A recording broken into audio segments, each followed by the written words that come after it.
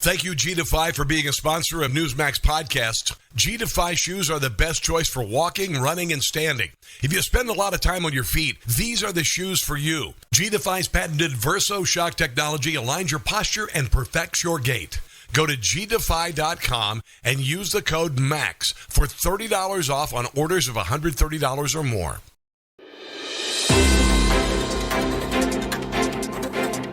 All right, welcome to your Newsmax Daily for a busy Thursday, July 18th, 2024, the 200th day of the year, the third of 4 Thursdays this month. 2 weeks from today will be August 1st, if you can believe that or not. July 18th is Nelson Mandela International Day, established by the United Nations back in 2009 as a day to not only remember and honor Mandela's life, as well as promote peace and freedom around the country and around the world.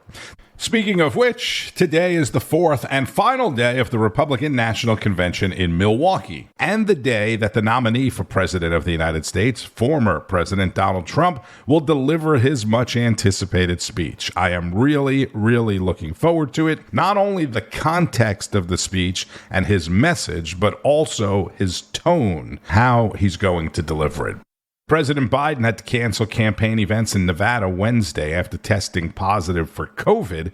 He'll be isolating for the next few days at his Delaware Beach home. A statement from the White House says he's experiencing only mild symptoms and doing okay. According to a report from ABC News, Senate Majority Leader Chuck Schumer had met with President Biden in Delaware over the weekend and told him it would be better for the country and the party if he ended his campaign. Schumer's office issued a statement last night addressing the report from ABC, which confirmed the meeting but did not confirm that Schumer had pressed Biden on leaving the race, but it also didn't deny that conversation happened. So the pressure is mounting. The Democratic National Convention begins on August 18th, so they only have a couple more weeks to figure things out. In yesterday's Newsmax Daily, I featured a segment from Carl Higbee's Frontline, who talked about Donald Trump being a different person with a new look at life since almost being shot and killed, right? And I have to agree with Carl. I was really watching Trump for the last 2 nights at the convention. His posture, his facial expressions, his demeanor. I can't say exactly what it is, but it is different. Something's different. So I'm really looking forward to tonight, as I mentioned, not only the context of the speech, but really the way Trump is going to deliver it, really his tone. So last night, the nominee for Vice President, J.D. Vance, his wife, Donald Trump Jr., Gold Star families, and many others spoke at the convention. If you missed it, Vance was introduced by his wife, Usha, the potential second lady of the United States. It's safe to say that neither J.D. nor I expected to find ourselves in this position. But it's hard to imagine a more powerful example of the American dream. A boy from Middletown, Ohio.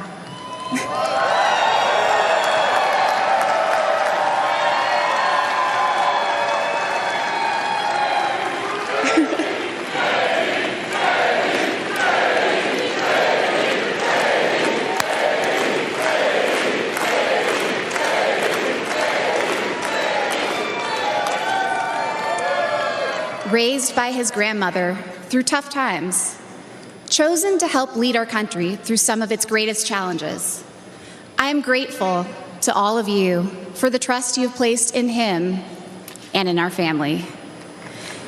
And with that, it is my great privilege to introduce my husband and the next Vice President of the United States, J.D. Vance. So Vance comes out, they hug, the crowd's cheering, the music's playing, a long ovation from the crowd. So I'm going to fast forward to where he starts talking about getting to know Donald Trump over the last few years. He is tough, and he is, but he cares about people. He can stand defiant against an assassin one moment and call for national healing the next. He is a beloved father and grandfather, and of course, a once-in-a-generation business leader. He's the man who is feared by America's adversaries, but 2 nights ago, and I'll share a moment, said goodnight to his 2 boys, told them he loved them, and made sure to give each of them a kiss on the cheek. And I will say, Don and Eric squirmed the same way my 4-year-old does when his daddy tries to give him a kiss on the cheek. Sorry, guys. He is all those things, but tonight we celebrate he is our once and future President of the United States of America.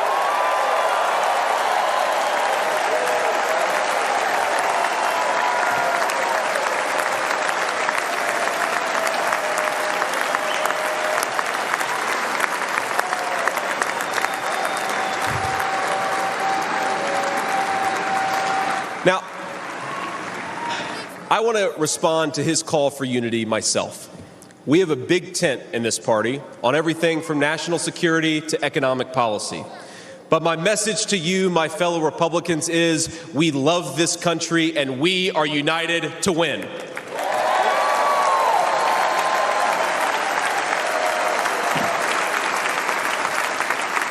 Right. Now, I think our disagreements actually make us stronger. That's what I've learned in my time in the United States Senate, where sometimes I persuade my colleagues and sometimes they persuade me. And my message to my fellow Americans, those watching from across the country, is shouldn't we be governed by a party that is unafraid to debate ideas and come to the best solution?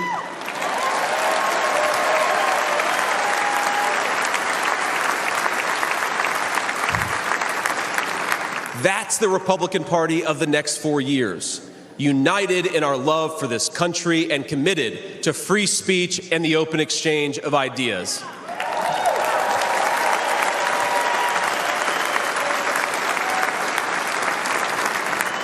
And so tonight, Mr. Chairman, I stand here humbled, and I'm overwhelmed with gratitude to say I officially accept your nomination to be Vice President of the United States of America. And Vance had a great story to tell about his personal experience with Joe Biden. When I was in the 4th grade, a career politician by the name of Joe Biden supported NAFTA, a bad trade deal that sent countless good jobs to Mexico. When I was a sophomore in high school, that same career politician named Joe Biden gave China a sweetheart trade deal that destroyed even more good American middle-class manufacturing jobs. When I was a senior in high school, that same Joe Biden supported the disastrous invasion of Iraq, and at each step of the way, in small towns like mine in Ohio or next door in Pennsylvania or Michigan, in states all across our country, jobs were sent overseas and our children were sent to war. And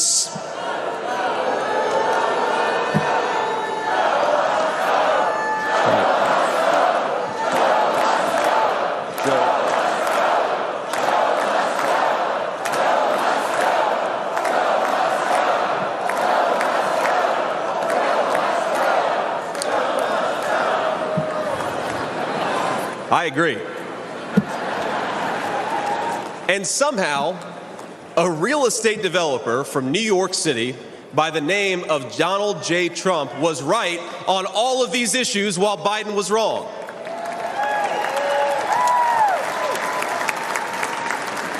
President Trump knew even then that we needed leaders who would put America first.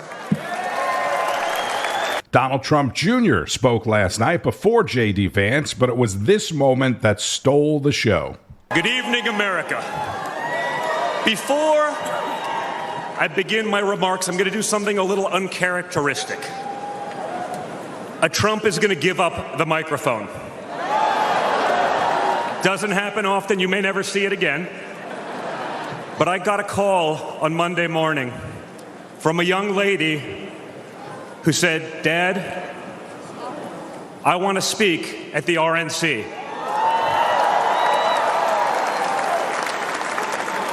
I want to speak at the RNC because I want America to know what my grandpa is actually like.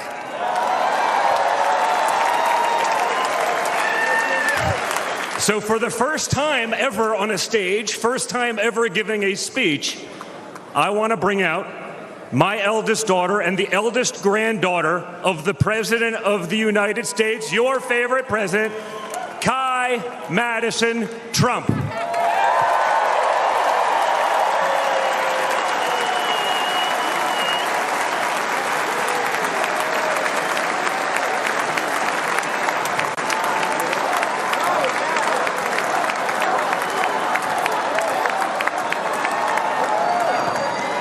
Hi, everyone. My name is Kai Madison Trump. I am the granddaughter of Donald Trump. I'm speaking today to share the side of my grandpa that people don't often see. To me, he's just a normal grandpa. He gives us candy and soda when our parents aren't looking. He always wants to know how we're doing in school. When I made the high honor roll, he printed it out to show his friends how proud he was of me.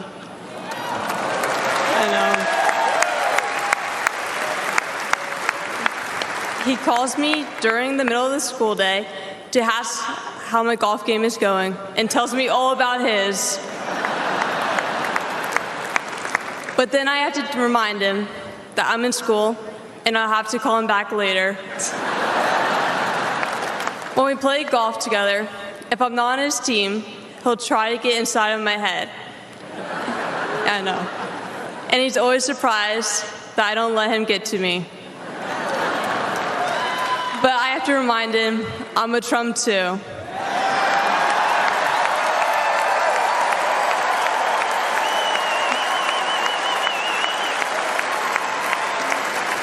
Even when he's going through all these court cases, he always asks me how I'm doing. He always encourages me to push myself to be the most successful person I can be.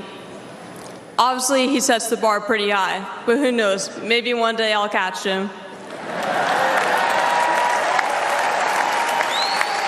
On Saturday, I was shocked when I heard that he has been shot, and I just wanted to know if he was okay. It was heartbreaking that someone would do that to another person. A lot of people have put my grandpa through hell, and he's still standing.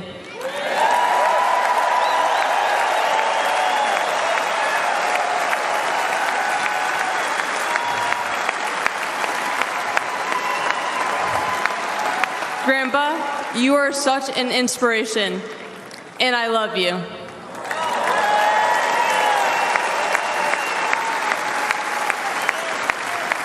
The media makes my grandpa seem like a different person, but I know him for who he is. He's very caring and loving.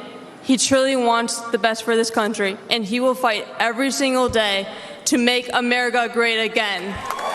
Thank you very much. There you go. America has now met 17-year-old Kai Madison Trump, the daughter of Donald Trump Jr. and the eldest grandchild of President Trump. Remember Build Back Better? Instead, we got broke, bumbling Biden. Nothing is built, nothing is back, and nothing is better. Bridges are collapsing. Our credibility is crumbling, and our money is worth less and less every single day. It was just one giant bait and switch, and normal Americans are the ones left holding the bag.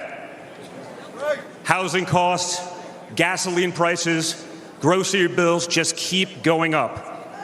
Wave after wave of illegal aliens, deadly drugs keep pouring across our border. Meanwhile, pro-crime district attorneys have turned our cities into giant crime zones.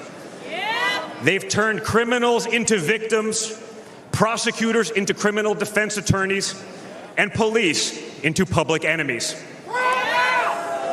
Left-wing activists are pretending to be educators, teaching our kids that there are 57 genders, but they can't even define what a woman is. On one hand, they think free speech protects their right to expose your children to explicit drag shows. On the other hand, they want to put you in jail for making a meme. It's like the entire world has been turned upside down. Does any of this sound like a country that's going in the right direction? And honestly, who is actually running the country anyway? That, of course, is Donald Trump Jr., and among the many, many speakers throughout the day, former House Speaker Newt Gingrich. Thank you very much. That's a very warm welcome. You know, President Trump understands that the world is dangerous and that it takes an enormous effort to defeat anti-American and anti-freedom forces around the world. He also understands that when faced with multiple adversaries across the globe, the Reagan principle of peace through strength is the only road for safety for the America and the American people.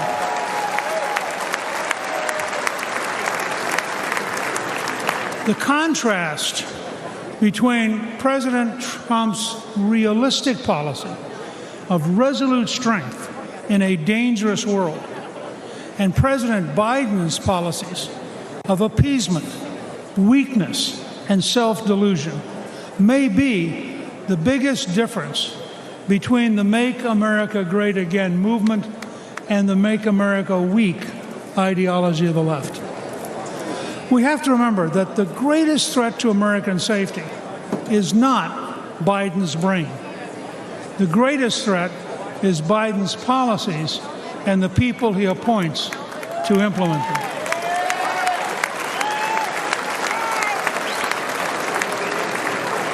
He is working towards appeasement when the world today is incredibly dangerous.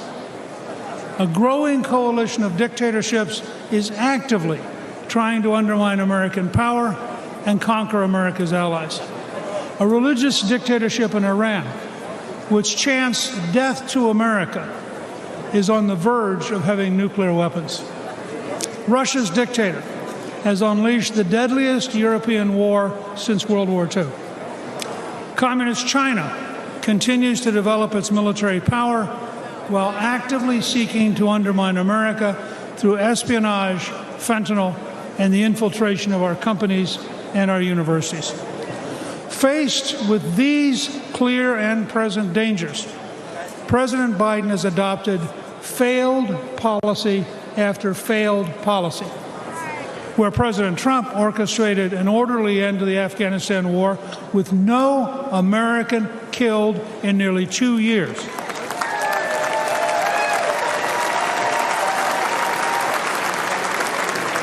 Biden ordered a chaotic, panic-filled withdrawal that left 13 American troops and hundreds of Afghans dead. Where President Trump insisted on keeping Bagram Air Base, which is located within 1 hour of the Chinese nuclear facilities, President Biden gave it to the Taliban, who are now allied with Communist China. The great Newt Gingrich, former House Speaker and longtime political commentator. And as I mentioned, there were a lot of other speakers. And let's go back to New York to get coverage from Greg Kelly. All right, well, welcome to New York. That was, of course, in Milwaukee. And, while we see a star being born in J.D. Vance, look at somebody who's, I'm sorry, kind of dying here. Joe Biden today, take it full, please. Joe Biden getting on Air Force One. Yikes. Barely. What's going on? Well, the official word is he has COVID. All right? COVID. Is that what's going on? Are we being told the truth? There seems to be renewed urgency from Democrats to get him out of this race. So just big picture here, a couple of things that are going on that seem to be defining the moment. A decaying Joe Biden and a surging Donald Trump. A heroic Donald Trump and Joe Biden totally out of touch with America, especially his own party. And we'll never forget what we saw the other day. And we will never stop searching for the answers. And that better not take too long, all right? Really. More on the assassination attempt in just a little bit. Too much, huh? Too much. Actually, let's stay on Joe for a second because something magnificent happened tonight, and it needed to happen. Do you remember during the debate a couple of weeks ago that, well, Joe lied about no service members having died on his watch? Do you remember that? He said it out loud. Nobody has died since I become president in the U.S. military. Take a look. The truth is, I'm the only president this century that doesn't have this decade, that doesn't have any troops dying anywhere in the world like he did. It's one of the worst mistakes, lies, whatever you want to call it, ever in presidential history. I mean, I think the count is 16, 13 alone at Abbey Gate in Afghanistan during our botched pullout. You know, he talks about Beau Biden, his son, constantly, right? I mean, to a degree, that's quite frankly tasteless. And he often lies, says that he died overseas, died in Iraq, somehow died in combat. But he ignores these heroes and their families. That wasn't just a gaffe. That was a horrific moment. Well, it was finally answered today by some Gold Star families. They took to the stage and they just let Joe Biden have it and gave themselves the respect that they so richly deserve. David Espinoza.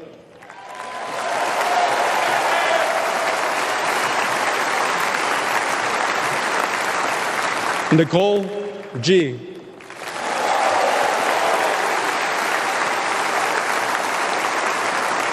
Taylor Hoover.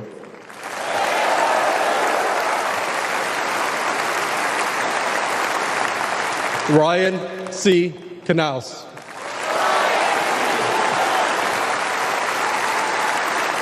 Riley McCollum.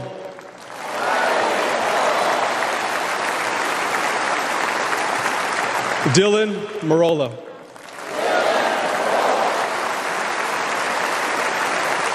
Kareem Nakui. Dagan Page.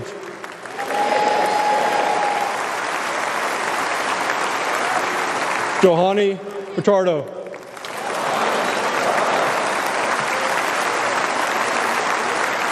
Humberto Sanchez.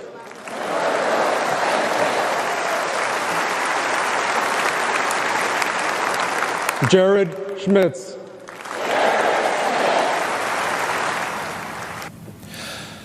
Beautiful and so appropriate. How could Joe Biden do that? How could he? Greg Kelly, host of Greg Kelly Reports in the New York studios. That was the most emotional time of the entire convention for sure. Alicia and Herman Lopez, whose son, Corporal Hunter Lopez, was killed during the Biden botched pullout of Afghanistan. Several other Gold Star families also spoke last night as well. If you were watching Newsmax's coverage of the RNC at that time, led by Greta Van Susteren and Rob Schmidt, Greta told a story from way before Donald Trump was president. At least that's what she said. Way before he was president, he called her hoping to get the address of a service member in need. Greta said she didn't have the address. Trump said, "I'm going to send you a check and you get it to him, to that service member."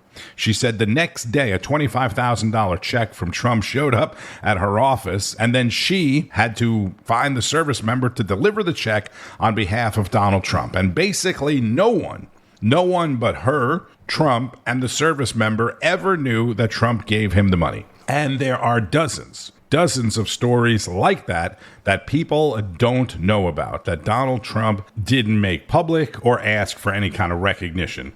And we have to talk about what's going on now with the investigation or investigations into the shooter who tried to assassinate Donald Trump, right? We're finally learning a lot more, a lot of disturbing things. As I said yesterday, day by day, we'll get new evidence or new information, but it seems to be moving very slowly.